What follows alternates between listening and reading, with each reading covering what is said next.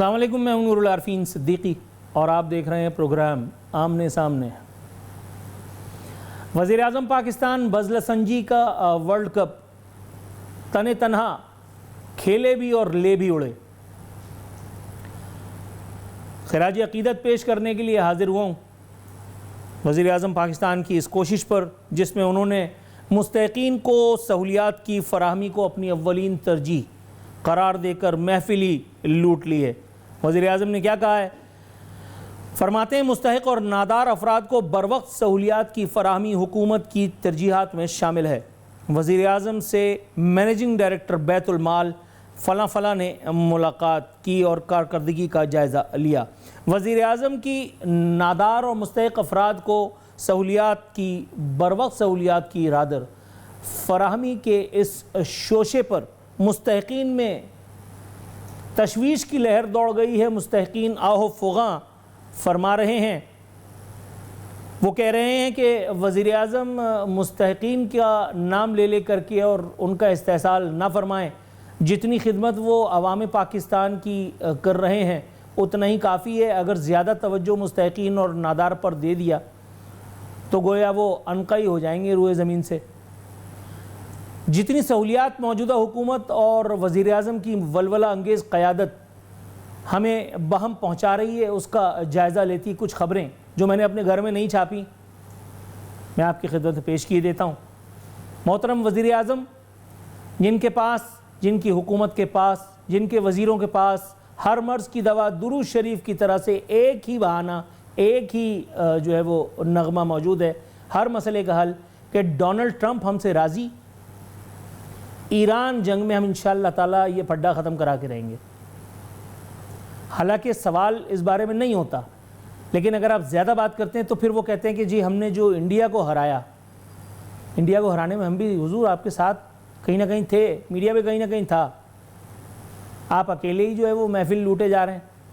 لیکن خیر چلیے اب ان خبروں پر آ جاتے ہیں جو مستحقین کو نہیں، جمہور کو سہولیات بہم پہنچانے کا احاطہ کرتی ہیں۔ خبر نمبر 1، دل تھام کے بیٹھیے گا، بجلی کی فی یونٹ قیمت میں بڑے اضافے کا امکان۔ سی پی پی اے کی نیپرا میں درخواست جمع، بجلی صارفین پر اضافی بوجھ ڈالنے کی تیاری۔ فی یونٹ قیمت میں 2 روپے اضافے کا امکان ہے۔ میرا خیال ہے کہ اس ایک خبر نے وہ جو 1 پیسہ پورا حکومت نے ابھی چند دن پہلے کم کی تھی بجلی کی قیمت، 1 پیسہ، 1 روپے نہیں، اس کا لطف بھی غارت یا ستیاناش کر دیا ہے۔ خبر نمبر 2،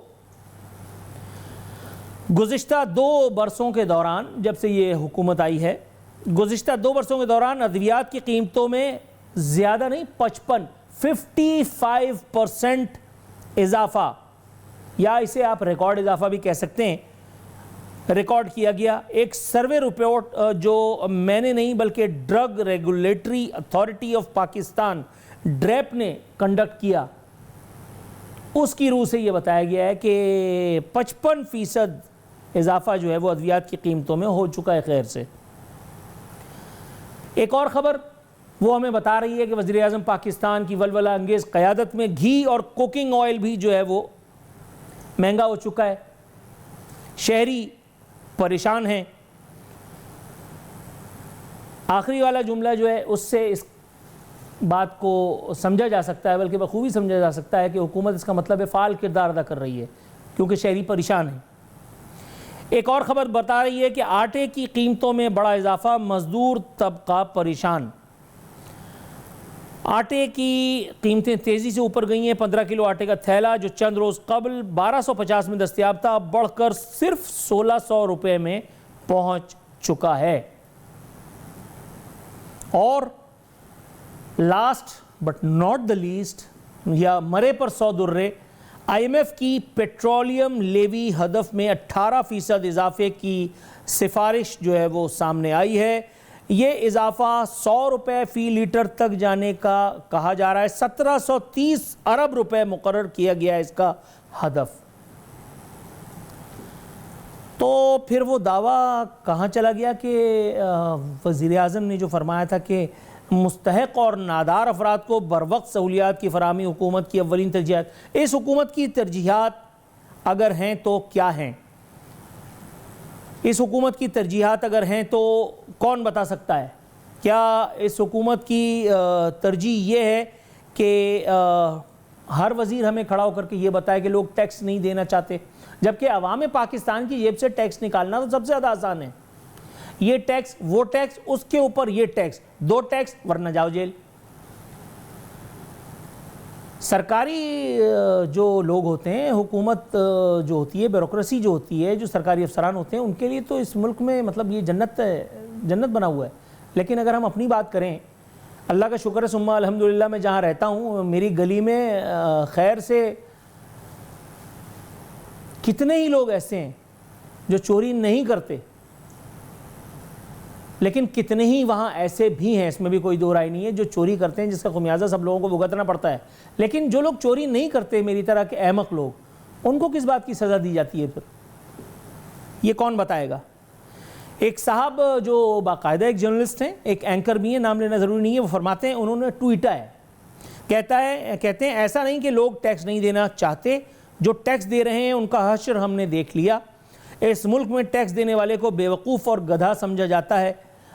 یہ جملہ معترضہ تھا، یہ الگ الگ نہیں سمجھا جاتا، یہ ملا کر کے وہ سمجھا جاتا ہے۔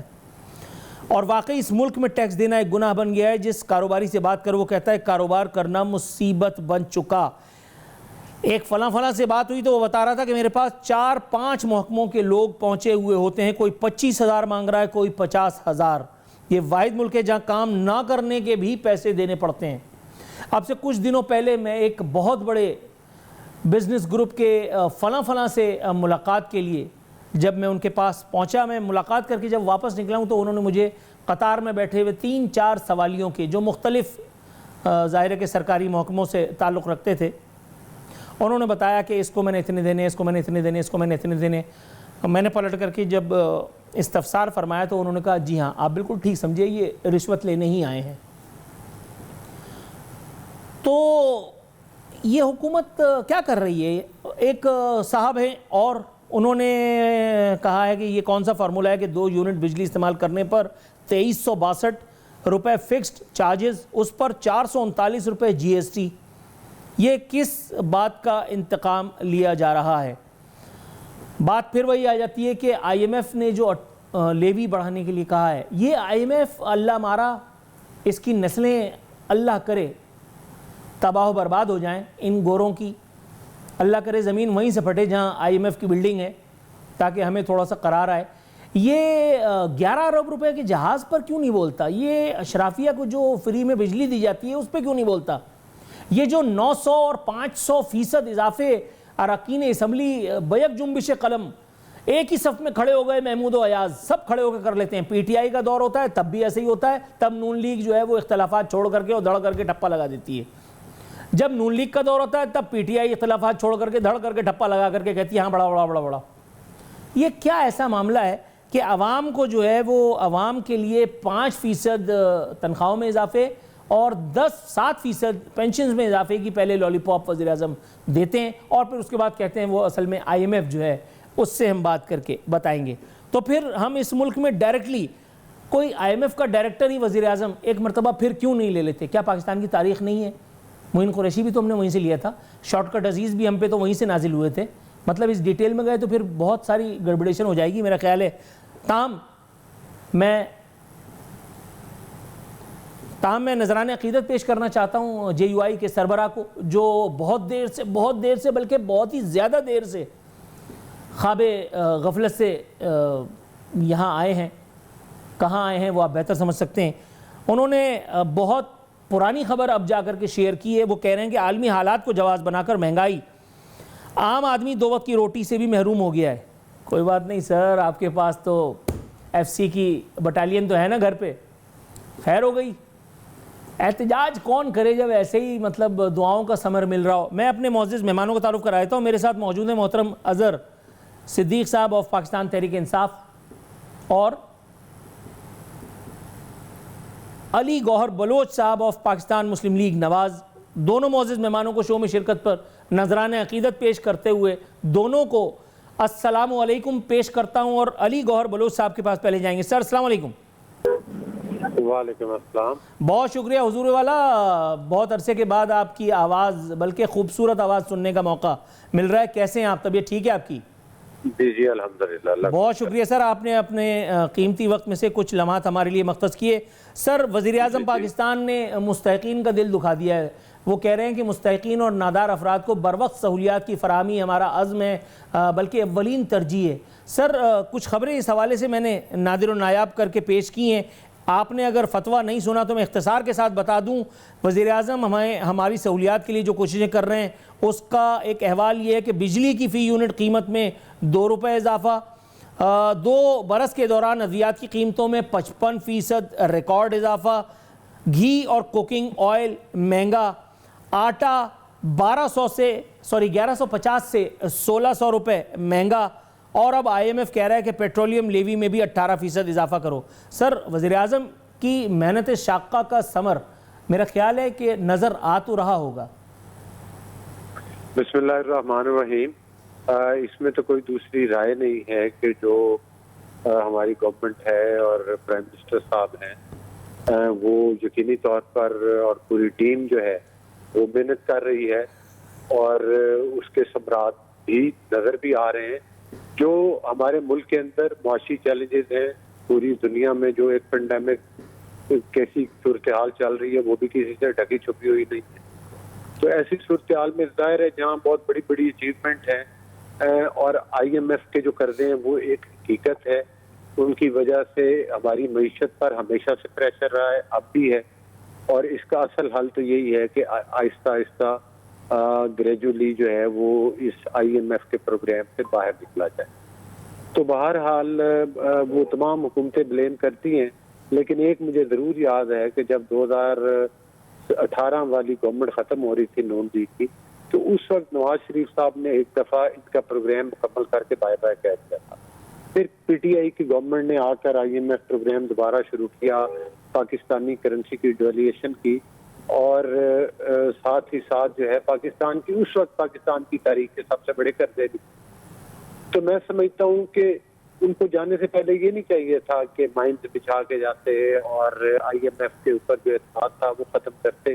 ایک وقت تو وہ تھا کہ قرضہ لینا تو یقینی طور پر کوئی اچھی بات نہیں, لیکن ایک وقت وہ تھا کہ جب آئی ایم ایف کو خطوط بھی لکھا گیا کہ پاکستان کو قرضہ نہ دیں, اور دوسری بات یہ ہے کہ آئی ایم ایف کے ساتھ اپنے ہی کیے ہوئے معاہدے جو تھے وہ سوپ ٹاچ کر کے گئے, اور پیٹرولیم کی قیمتیں کیونکہ عدم اعتماد آ چکا تھا تحریک, تو وہ ایک ڈرامہ رچایا گیا اور ان کو 10 روپے اس وقت کم کیا گیا. بہرحال ابھی جو پیٹرول کی قیمتیں بڑی ہیں, بڑھ رہی ہیں, ظاہر ہے کہ جو امریکہ ایران وار ہے اس کے آفٹر یہ آئی ایم ایف کا پریشر بھی ہے, ملٹیپل سرکمسٹانسز ہے جس وجہ سے وہ یقینی طور پر, جس طرح آپ نے کہا کہ آئی ایم ایف کا مطالبہ ہے کہ 18% ڈیویز بڑھائی جائے, لیکن میرا خیال ہے اس پر بھی تو غور ہو رہا ہے کہ ظاہر ہے کہ مطالبے آئی ایم ایف کی طرف سے آتے ہیں, پھر ان کے ساتھ نیگوشیٹ کیا جاتا ہے, پھر کچھ چیزوں کے اوپر نرمی بھی ہو جاتی ہے. تو بہرحال میں سمجھتا ہوں کہ ہماری فائنینس کی ٹیم اس پر کام کر رہی ہے, اور اس کے اچھے جو ہیں وہ انشاءاللہ بتائے جائیں گے, کیونکہ پاکستان کی اس وقت بین الاقوامی دنیا میں مارکہ حق کے بعد ایک بڑا کلیدی کردار ہے, اور پاکستان کو اللہ تعالیٰ نے جو ہے وہ ایک بڑی عزت سے نوازا پوری دنیا, اور پوری دنیا میں پاکستان کا ایک نیا تشخص اور نیا چہرہ ابھر کر سامنے آیا ہے. درست ہے سر, کہ ان حالات کے اندر یہ کہہ دینا کہ معاشی طور پر سب کچھ بہت ٹھیک ہے, نہیں, آپ کی بات بھی ٹھیک ہے, پریشرز ہیں, صورتحال ہے, لیکن میں سمجھتا ہوں کہ بڑی محنت کے ساتھ کام ہو رہا ہے. اللہ کرے کہ ہم تمام چیزوں سے باہر نکل آئے, مزید بہتری کی طرف چلے جائیں. درست ہے سر, تھوڑا سا توقف کی استدعا میں فرض بنتا ہے کہ وہ تمام پولیٹیکل پارٹیز کا فرض بنتا ہے کہ وہ کم از کم ایسے حالات میں ایک ذمہ داری کا ثبوت دے کہ جائے کہ ملک میں کوئی انتشاری سیاست کی جائے, کوئی ملک کے اوپر اٹھ کر اپنے ملکی املاک پر حملے کرنے کی بجائے ایک پازیٹیو پالیٹکس کرنی چاہیے جس سے ملک کو فائدہ ہو. اپوزیشن رہنمائی کرتی ہے حکومت کی, لیکن ان کا اگر طرز بیان معقول ہو, ان کا طریقہ کار بہتر ہو, تو معاملات آگے کی طرف بڑھ سکتے ہیں. درست ہے سر، میں آپ کی طرف آتا ہوں، تھوڑا سا توقف کی استدعا ہے۔ اظہر صاحب السلام علیکم سر۔ وعلیکم السلام۔ سر آپ کو پتہ چل گیا ہوگا میرا خیال ہے کہ ہماری حکومت جو ہے وہ محنت کر رہی ہے، علی گور بلوچ صاحب نے ہمیں بتایا۔ سر جتنی محنت کر رہی ہے اس کا احاطہ میں نے اپنے انٹرو میں بھی کیا تھا، اپنے سوال میں بھی میں نے اس کا احاطہ کیا۔ میرا خیال ہے آپ نے اگر انٹرو نہیں سنا تو علی گور بلوچ صاحب سے کیے گئے سوال کو آپ سن چکے۔ حضور والا جتنی محنت ہوئی ہے اتنی کافی ہے یا ابھی تھوڑی سی اور کروانی ہے؟ سوال گندم جواب چنا، یہ وقت کی سیاست ہے۔ حق مانگو تو ملتی فقط چھوٹی سی وضاحت ہے۔ ہم نے پوچھا انصاف کہاں ہے اس نگر میں، وہ بولے موسم اچھا ہے، یہی بڑی عنایت ہے۔ سوال روٹی کا تھا، تقریریں سنائی گئیں، یہ حکمرانوں کی پرانی روایت ہے۔ مظلوموں نے مانگا تھا صرف حق اپنے حصے کا، جواب میں ملی دھمکی، یہ کیسی عدالت ہے۔ ہم نے پوچھا کب ختم ہوگی ناانصافی، وہ بولے صبر کرو، یہی قوم کی عادت ہے۔ سوال گندم جواب چنا، سن کے تھک گئے، اب سوچ سچ بولنا ہی شاید سب سے بڑی بغاوت ہے۔ اب ذرا دھیان سے سنیے گا، ہماری یاداشت بڑی کمزور ہے، بڑی کمزور ہے۔ آئی ایم ایف کا سب سے بڑا آج تک تاریخی طور پر سب سے زیادہ آئی ایم ایف کا پروگرام اگر لیے ہیں تو وہ نواز شریف نے لیے، اور چلے ہم نے لے لیا تو 52,000 ارب کے قرضے چھوڑ کے گئے تھے۔ اس وقت 97,000 ارب کے قرضے ہیں، 97,000 ارب کے قرضے ہیں۔ تو آپ محنت دیکھ تو رہے ہیں، آپ نے اتنی محنت کی ہے کہ قرضوں کے پہاڑ ہو گئے ہیں۔ جو بڑی باتیں کرتے تھے، اچھا ہاں اتنی محنت کی ہے کہ غریب کی روٹی پہ ڈاکہ کیسے ڈالا ہے ہمیں بتا رہے ہیں نا۔ اب آئین اور قانون نہ آتا ہو، بھائی مملکت پاکستان میں رہتے ہیں، قانون کے مطابق کام کرنا، آئین کے مطابق۔ پیٹرولیم ڈیولپمنٹ لیوی جو ہے نا، یہ جگہ ٹیکس ہے۔ جگہ ٹیکس کیسے ہے؟ ایک غریب آدمی کوئی بھی ہو نا، وہ 6 لاکھ سے زیادہ ٹیکس پہ آمدن نہیں ہے اس کی۔ آپ سیل ٹیکس تو لے رہے ہیں نا، اب وہ موٹر سائیکل چلاتا ہے، روزانہ کا 2 لیٹر پیٹرول خرچ ہوتا ہے تو 237 روپے، تقریباً 6,500 روپے مہینے کا، اور سال کا 80,000 روپیہ ڈاکہ مارا آپ اس غریب آدمی کے جس کو کھانے کو روٹی نصیب نہیں، جس کو 2 روپے 2 یونٹ کی بجلی کتنے کی پڑتی ہے، 2 یونٹ اگر ہوں، اور جس کو گیس کتنی، یعنی اس دور کے اندر چیلنج ہے۔ آج ایک کمیشن بنا لیں کہ جتنی گیس مہنگی ہوئی، جتنی ہم سے جب حکومت چھینی گئی، اب تو سائفر نے بتا دیا نا، کہانی ساری چھینی گئی نا، اور ڈالر کہاں سے کہاں آ گیا۔ اچھا آپ کو شاید اندازہ نہیں ہے مہنگائی ہمیں مذاق لگا ہو، اور 16 ارب کا جہاز تو ہم نے ویسے یا لوگوں میں چنے بانٹنے کے لیے نا، چنے بانٹتے ہیں نا، اس پہ بیٹھ کر ہم باکو گئے تھے یا اپنا ہم سیر سپاٹا کرنے جائیں۔ یہاں تو صرف یہی نہیں ہے جناب، یہاں پنجاب کے اندر، لاہور کے اندر ٹریفک پولیس چلانوں کے نام پر جو ڈکیتیاں مارتی ہے آپ کو اندازہ ہی نہیں ہے۔ یعنی یہاں 8,000 روپیہ لین وائلیشن پہ، 10,000 روپیہ آپ کو زیبرا کراسنگ پہ۔ سر یہ میرا خیال ہے ہم ٹریفک کے مسائل میں الجھ کر کے رہ جائیں گے۔ اظہر صاحب میں تھوڑا سا توقف کی استدعا کرتا ہوں آپ کے ساتھ، میں آپ کے پاس آتا ہوں۔ علی گور بلوچ صاحب، سر آپ مجھے سن سکتے ہیں؟ جی میں سن رہا ہوں، جی سن رہا ہوں۔ سر میرے مہمان جو ہیں وہ آپ کی کارکردگی سے کچھ زیادہ خوش نہیں ہیں، یہ آپ نے بھی سن لیا ہوگا۔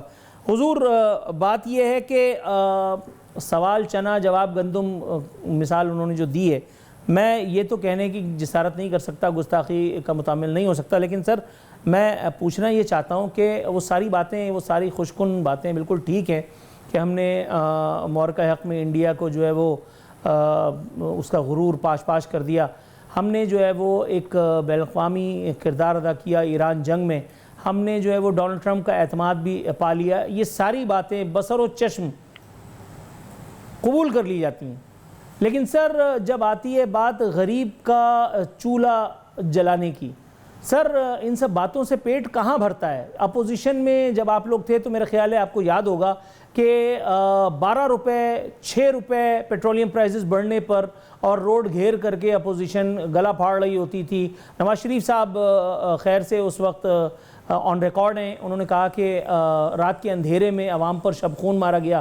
سر یہاں تو رات کے اندھیرے کا بھی انتظار نہیں کیا جاتا, اور اس وقت کی قیمتوں میں اور اب کی قیمتوں میں اگر آپ تقابلی جائزہ کریں تو میرا خیال ہے 150 روپے میں معیشت خراب تھی, 400 روپے میں معیشت ترقی کر رہی ہے. یہ کوئی طفل مکتب بھی نہیں مان سکتا. اس کے جواز بین الاقوامی ضرور ہیں, یہ بات آپ کی بالکل درست ہے, میں اس سے انکاری نہیں ہوں, لیکن حضور والا خاک ہو جائیں گے ہم تم کو خبر ہونے تک. کبھی کسی وزیر کی نوکری کھا گئے ہوتے, کبھی کوئی ڈپارٹمنٹ بند کر دیا ہوتا, کبھی اپنے جو ہے وہ گاڑیاں بیچ دی ہوتی. اسی آسٹیریٹی میجر کے نام پر یوسف رضا گیلانی صاحب کو 9 کروڑ روپے کی گاڑی دے دی. پھر جہاز والی کہانی بہت چلی ہے, اب اس پہ کیا بات کرنا. حضور مطلب کیا یہ بھی انداز مسیحائی ہیں؟ کچھ اگر آپ فرمائیں.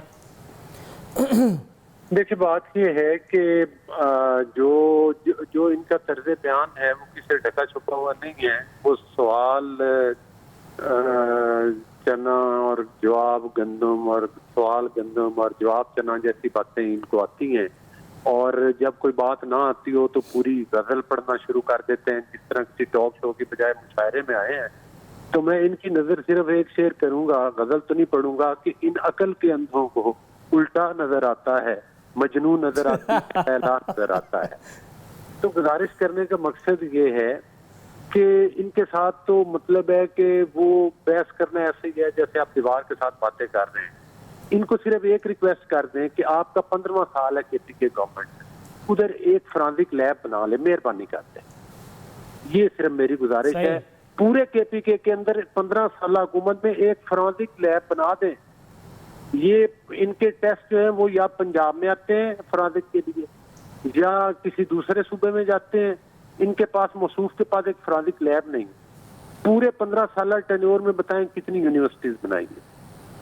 پورے ان کو بتائیں کہ جو ان کا پورا ٹینیور ہے اس میں القادر ٹرسٹ کے ڈاکے کے علاوہ انہوں نے کیا کام کیا جو اربوں روپے ہے.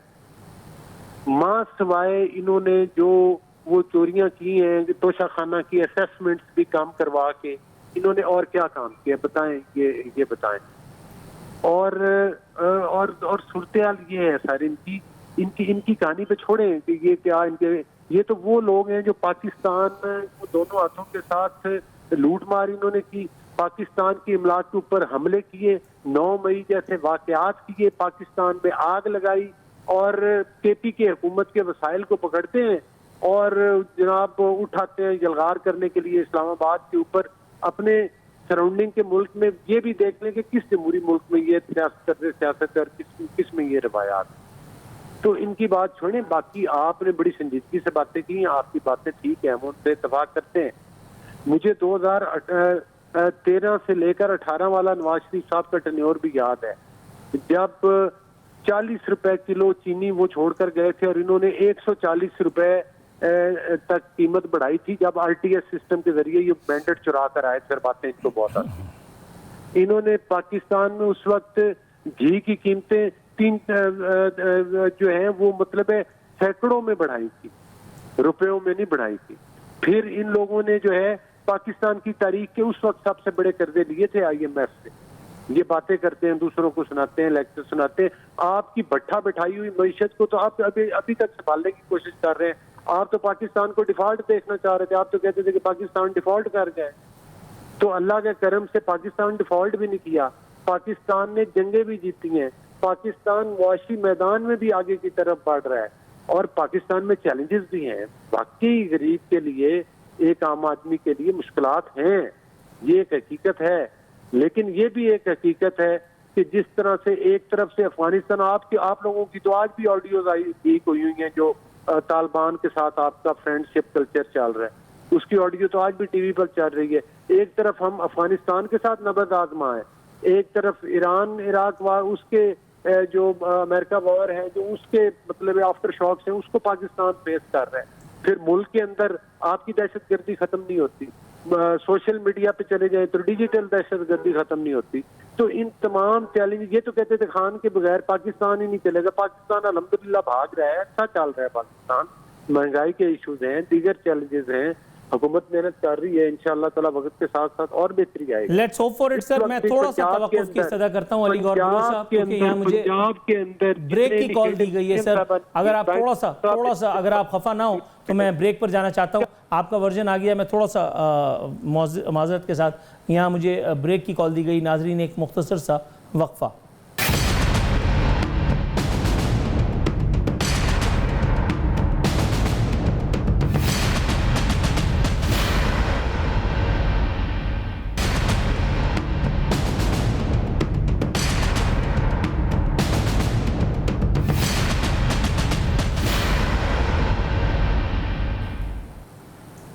ویلکم بیک ناظرین. دونوں مہمان بدستور ہمارے ساتھ موجود ہیں. بریک پر جانے سے آڈیو بلو بریک پر جانے سے پہلے کافی طویل گفتگو رہی ہماری گوہر بلوچ صاحب سے.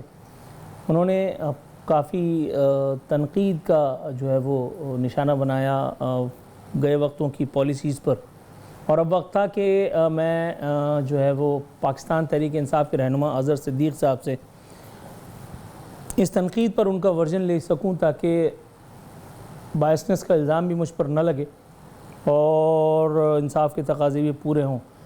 ابھی بس تھوڑا ہی وقت جاتا ہے کہ وہ ہمارے ساتھ ایک مرتبہ پھر ٹیلی فون لائن پہ موجود ہوں گے. کافی تفصیلی جائزہ علی گوہر بلوچ صاحب نے لیا. میں ایک بات پر خوشی محسوس کرتا ہوں، مسرور ہوں کہ میرے سوالات پر انہوں نے خفگی کا اظہار نہیں کیا علی گوہر بلوچ صاحب نے.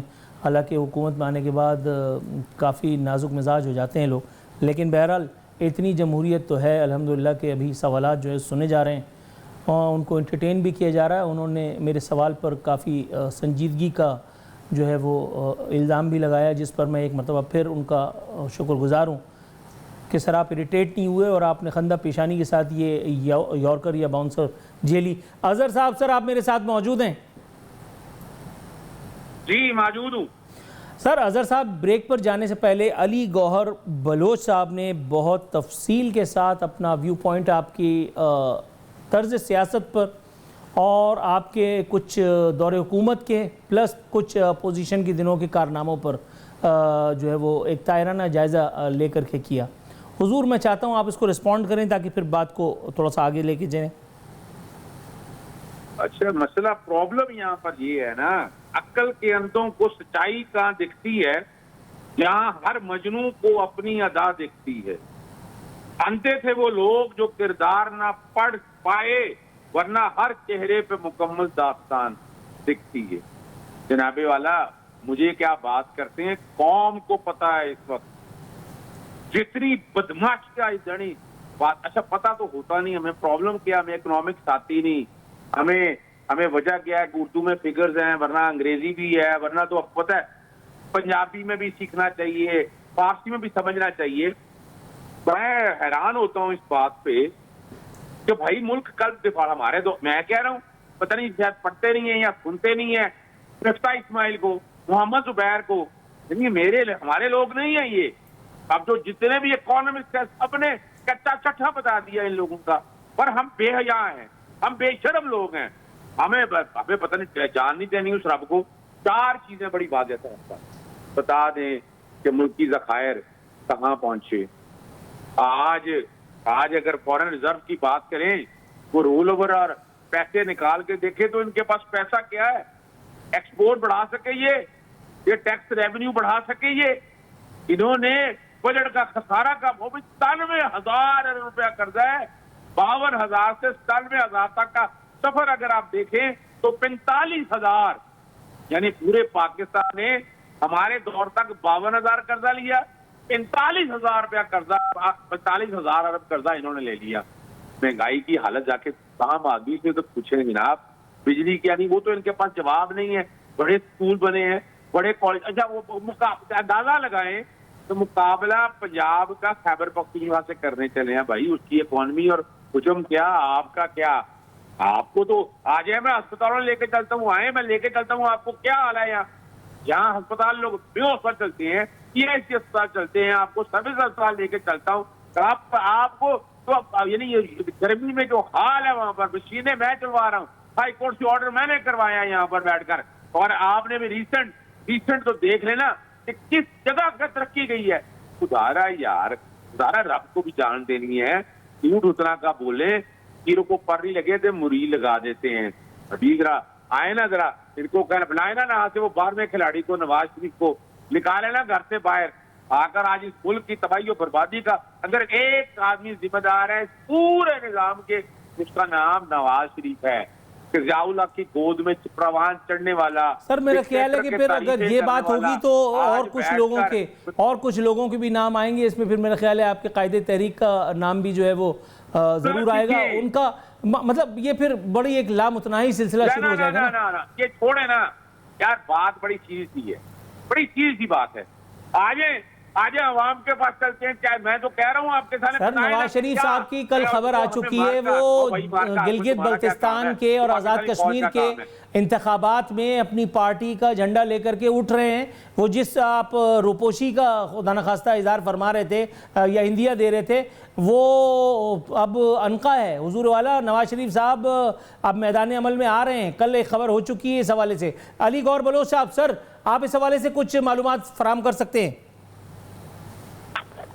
जी देखिए, गुजारिश ये है कि जब बंदे के पास करने को बात ना हो तो फिर वो ऐसी बातें करते हैं। KPK के जो अवाम है वो हमारे भाई हैं, और हमारी पंजाब की हो, वफाक की हो, तमाम खिदमात हॉस्पिटल हो, उनके लिए हाजिर हैं। लेकिन जो हुकूमत 15 साल से वहाँ पर है, मुझे ये बताएं कि मैं आपको पंजाब के हर हॉस्पिटल में लेके जाता हूँ और दिखाता हूँ कि माशाल्लाह वहाँ से कितने लोग इधर जेरे इलाज होते हैं इस्लामाबाद में, पंजाब के अंदर। ये KPK के अंदर मुझे बता दें कितने पंजाब से गए पेशेंट। कहाँ जाने दूसरी गुजारिश करने के, मेरी बात मुकम्मल होने से ना सर, आप लेकर तो ना जी अजहर साहब, सर थोड़ा सा अजहर साहब प्लीज, अजहर साहब आपका वर्जन आ चुका, प्लीज अजहर साहब। दूसरी गुजारिश ये है अजहर साहब, सर काइंडली सर मेरी रिक्वेस्ट को तो एंटरटेन करें। नून लीग ने मशवरा नहीं दिया था कि भाई आप MM आलम के जहाज को आग लगा दें। अजहर सिद्दीक साहब, सर मैं आपकी तरफ आता हूँ, प्लीज एक मिनट।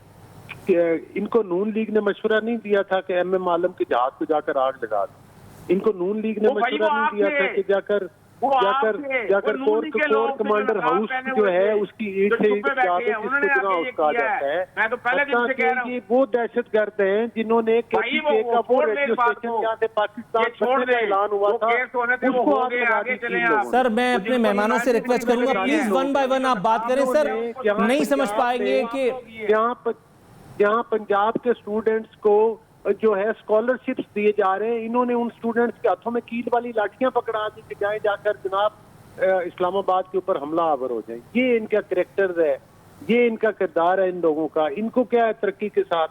मकसद ये है कि अभी कुछ दिन पहले बानी PTI की बहन ये फरमा रही थी कि हमने तो कोई जहाज गिरा हुआ नहीं देखा।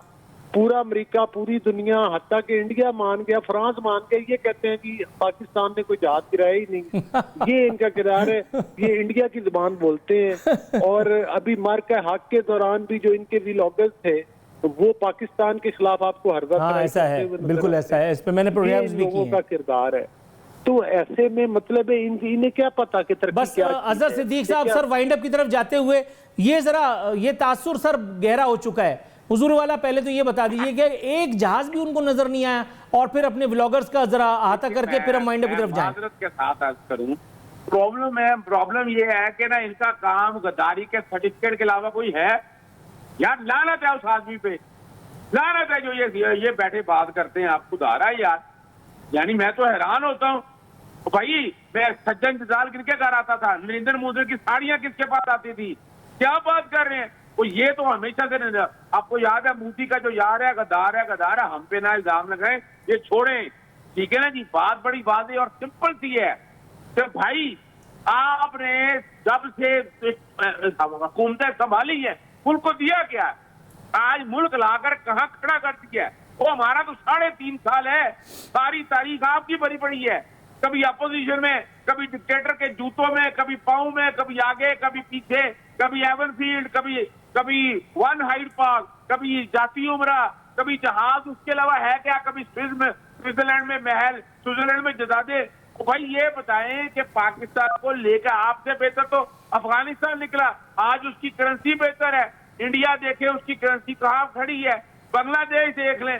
وہ بھائی 3.5 سال سر ہو سکتا ہے آپ درست کہہ رہے ہو، لیکن سر میری ایک ریکویسٹ ہے بڑی ہمبل سی، یہ انڈیا کے ساتھ تقابلی جائزہ آپ نہ ہی کریں تو بہتر ہے، کیونکہ انڈیا میری چھیڑ ہے باس، مطلب انڈیا میری چھیڑ ہے. پلیز تھوڑی سی یہ میری گزارش بھی ذرا درخورے اتنا سمجھیں. علی گور بلوچ صاحب، اظہر صدیق صاحب، دونوں سے گفتگو ناظرین آپ نے سنی. دونوں معزز مہمانوں کا ایک مرتبہ پھر شکریہ ادا کرتے ہوئے یہاں سائن آف کرنے کا وقت آ چکا ہے. کل انشاءاللہ بشر زندگی ایک مرتبہ پھر آن ملیں گے. فی امان اللہ.